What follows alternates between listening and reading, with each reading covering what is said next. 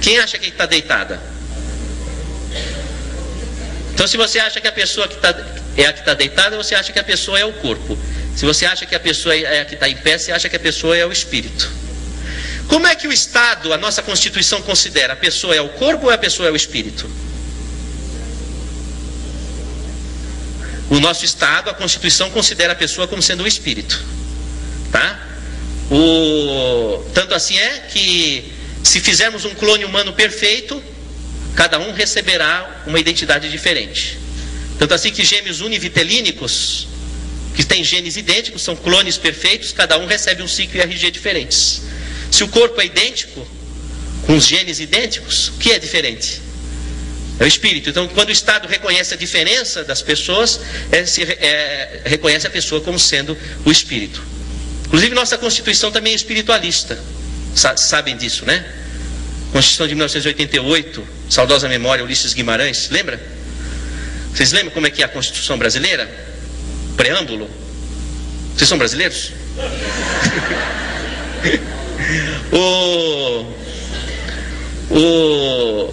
Diz assim, na introdução: o Brasil deve pautar suas relações pela paz, diplomáticas pela paz, etc, etc, etc e tal. Portanto, em nome de Deus, promulgamos a seguinte Constituição. Quer dizer, não acreditar em Deus é anticonstitucional. Tá? Bom, então isso daqui é o estado de desdobramento. O Estado reconhece a pessoa como sendo o espírito. Não é? Vamos ao próximo. Oi, filha. Pois diga.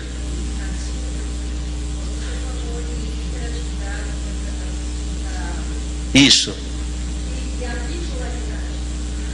Ela perguntou da bipolaridade, né? Acontece uma coisa muito curiosa. Existem pessoas que têm o transtorno bipolar. Em essência, são pessoas que trazem no espírito uma dificuldade de se centralizar. Tá? É aquela pessoa que quer dar um voo de Ícaro. Ela quer alcançar a luz, mas vai alcançar a luz com asas de cera. Depois ela despenca. O sol derrete a asa e ela despenca. Então a pessoa está entre a euforia e a depressão. Então há pessoas que trazem na essência esse desejo, essa fuga, e espiritualmente elas é difícil tratar, porque em essência elas não querem percorrer o passo a passo. Para elas é difícil. É como o poema de Alfonso Guimarães, que diz assim: quando Ismália enlouqueceu, pôs-se na torre a sonhar. Queria a lua do céu, queria a lua do mar. Então ela queria dar o voo de Ícaro, e ela mergulha na lua do mar. Não é? Então o transtorno bipolar, há aquele caso que em essência a pessoa tem a doença por uma dificuldade de ir pelo passo a passo.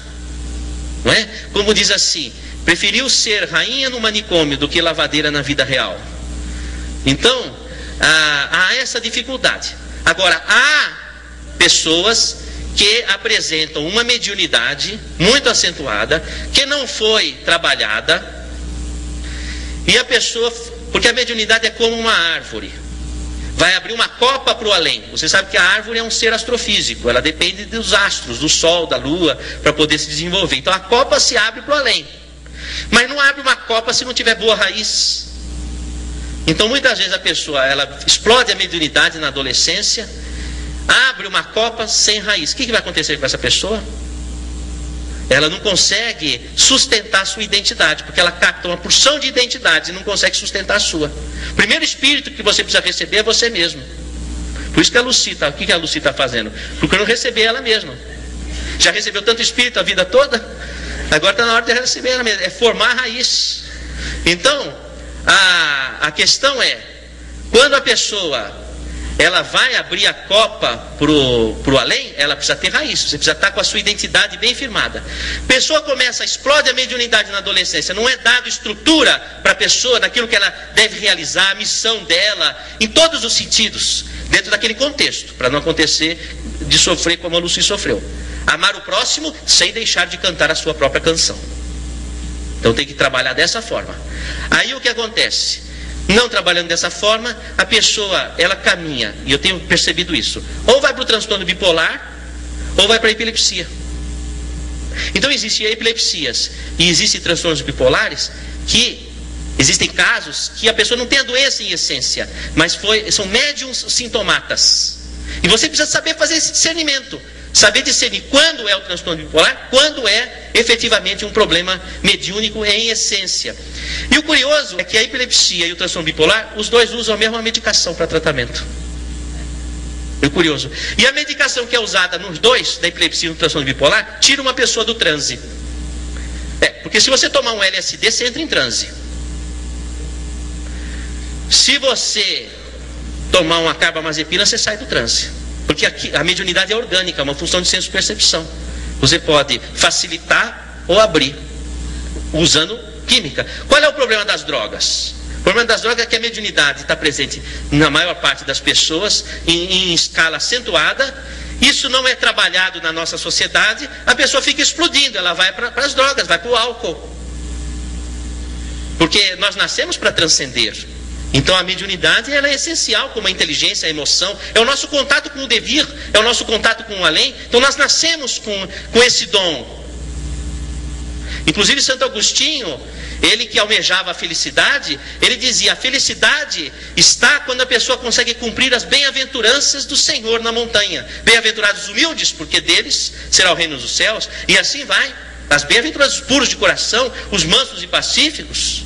Mas ele dizia: não é possível se cumprir as bem-aventuranças se não tivermos o dom espiritual, ou seja, a mediunidade, que é o que nos permite um contato com a espiritualidade de luz, local que ainda não estivemos, porque nós já estivemos nas sombras, mas não estivemos ainda na luz. Então como é que você vai ter o desejo de estar na luz, que é um lugar que você nunca experimentou? Mas você pode experimentar, você pode sentir o êxtase do paraíso, vamos chamar dessa forma, se você tiver o dom mediúnico permeável a isso. E aí você vai ter o anseio de progredir. E aí você consegue cumprir as bem-aventuranças. Então a mediunidade, ela é um elemento essencial. Se a pessoa não usufrui e não trabalha esse dom segundo o mecanismo da árvore que eu falei, raiz, copa, a pessoa ela se desestrutura. E nós nascemos, nosso organismo nasceu com essa porta aberta. Nós temos uma porta de entrada, que é o hipotálamo, são os hormônios, as enzimas que nos conectam aqui, mas nós temos a porta de saída, que é o cone que vai da pineal ao lobo frontal, é a expansão do nosso devir. Aqui é onde é produzido o ectoplasma. Parte do ectoplasma, esse é da mitocôndria, as nossas células todas têm mitocôndrias, para onde vai o oxigênio que você respira. Respira. Foi para as mitocôndrias. Respirar já não vai ser mais a mesma coisa para você. Então, lá o oxigênio vai servir para combustão energética, para produzir energia. Porque você sabe que o oxigênio é o elemento de combustão. Não é quem que descobriu o oxigênio? Foi o Lavoisier. O Lavoisier ele trabalhava na casa de pólvora. Ele queria saber como que descobriu o fogo. Porque uma coisa que ele não queria na casa de pólvora era fogo. E aí ele descobre o oxigênio. Então, o oxigênio vai produzir, vai entrar em contato com o metabolismo, vai produzir energia. Então, parte dessa energia vai se juntar com a energia vital, que já vem pelo oxigênio. Porque quando a planta capta o oxigênio para fazer a fotossíntese, ela capta também a luz do sol. E a luz do sol vem com o prana, que é a energia vital. E a planta vai acoplar o oxigênio ao prana.